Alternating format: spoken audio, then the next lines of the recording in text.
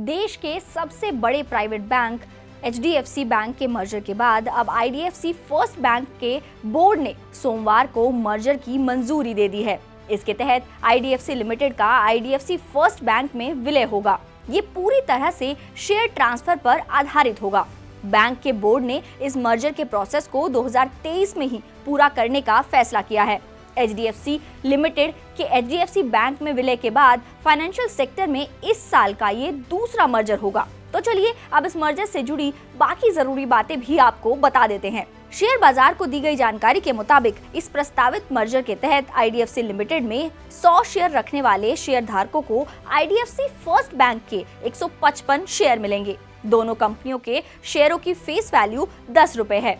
हालांकि बैंक ने इस मर्जर के बाद बनने वाले एक जॉइंट यूनिट के वैल्यूएशन समेत बाकी कोई जानकारी नहीं दी है। वहीं अगर इन दोनों कंपनियों की मार्केट कैप की बात करें तो मंगलवार को बाजार बंद होने के बाद बीएसई पर आईडीएफसी लिमिटेड की मार्केट कैप 17,791.83 करोड़ रुपए है। तो वहीं आईडीएफसी फर्स्ट बैंक की मार्केट कैप 52,130.67 करोड़ रुपए है।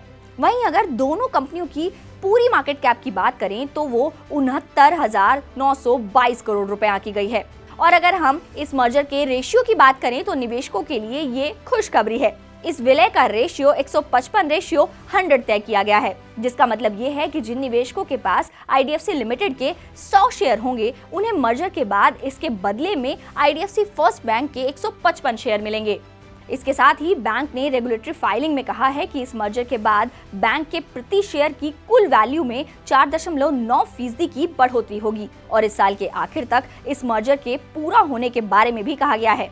वहीं अगर संपत्ति की बात करें तो मार्च के आखिर तक आईडीएफसी फर्स्ट बैंक की कुल संपत्ति 2.4 लाख करोड़ रुपए रही और अगर कंपनी के टर्नओवर की बात करें तो वो 27,194.51 करोड़ रुपए रहा, जबकि बैंक ने 2,437.13 करोड़ रुपए का मुनाफा भी कमाया।